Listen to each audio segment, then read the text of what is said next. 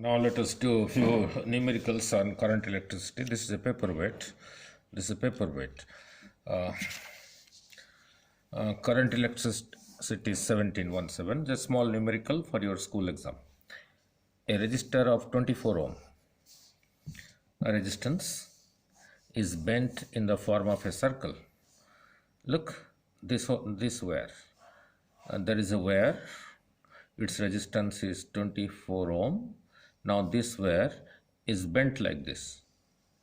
In the form of a circle, and 2 points are taken, A and B. What is the effective resistance between the points A and B?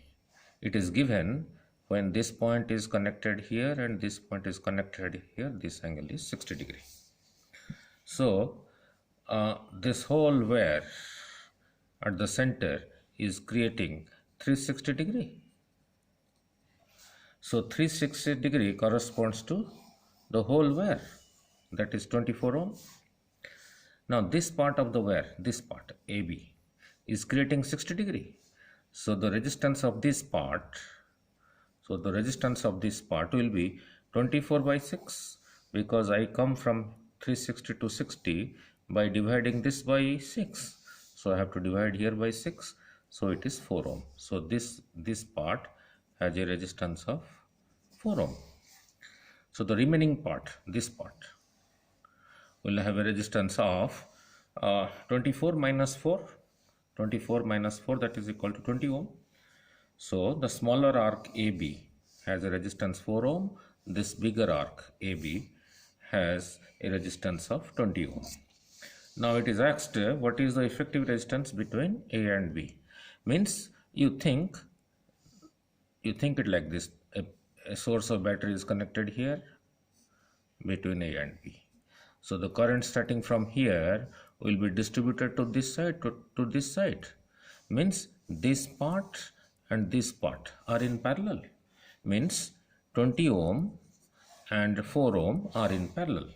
Means between A and B, 20 ohm and 4 ohm are in parallel. So for parallel, the effective is found out as R1 R2 by R1 plus R2, R1 R2 by R1 plus R2. So this comes out to be 20 into 4, 20 plus 4, 24.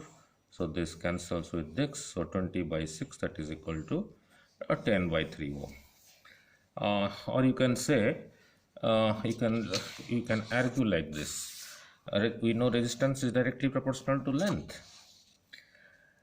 This 360 degree corresponds to this whole length 2 pi r. So 360 degree corresponds to the whole length 2 pi r. That is the length of the wire whose resistance is 24 ohm. And this part corresponds to 60 degree. So a 60 degree part, I come from here to here by dividing this by 60. Dividing this by 6. This corresponds to 2 pi r. So this corresponds to 2 pi r over 6. 2 pi r has a resistance 24 ohm. So 2 pi r over 6 will have a resistance of 4 ohm, because r is proportional to a length. Now let us go to another one. Second numerical.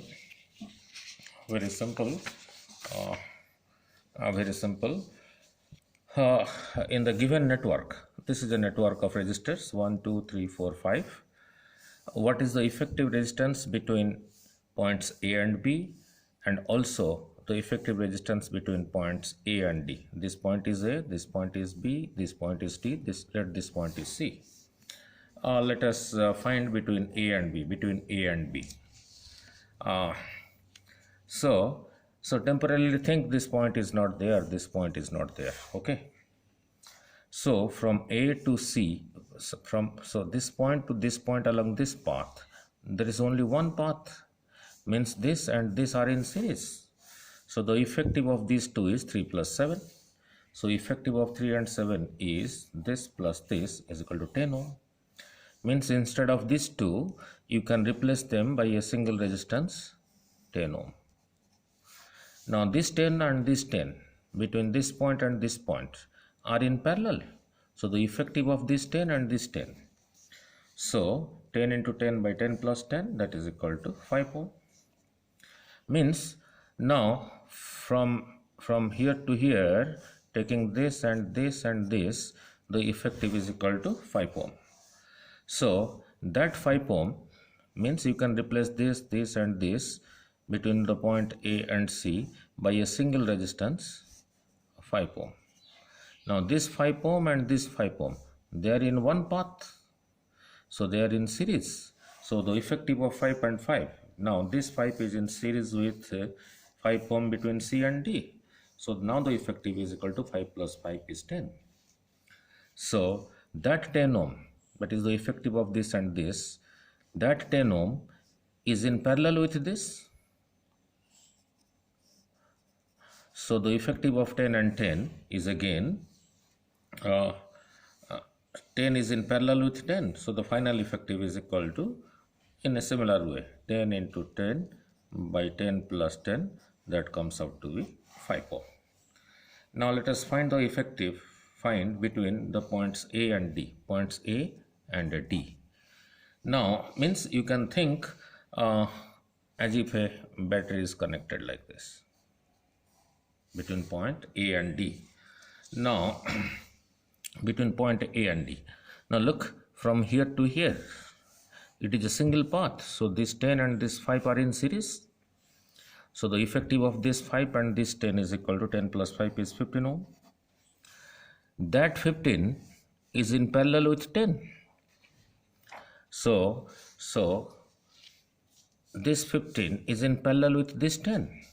So the effective is 15 into 10 by 15 plus 10, that comes out to be 6 ohm. Let me put my fingers here.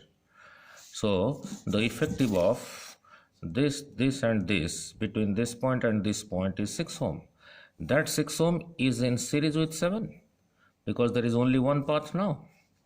So now the effective is 6 plus 7, that is equal to 13 ohm. Now that 13 is in parallel with 3 ohm because one side of 13 and one side of 3 are together, other side of 13 and the other side of 3 are together. So now the final effective is, so now the final effective between A and D is, so now the final effective between point A and D is a parallel combination of 13 and 3, that is 13 into 3 by 13 plus 3, that comes out to be 13 9 by 16 ohms between point A and D.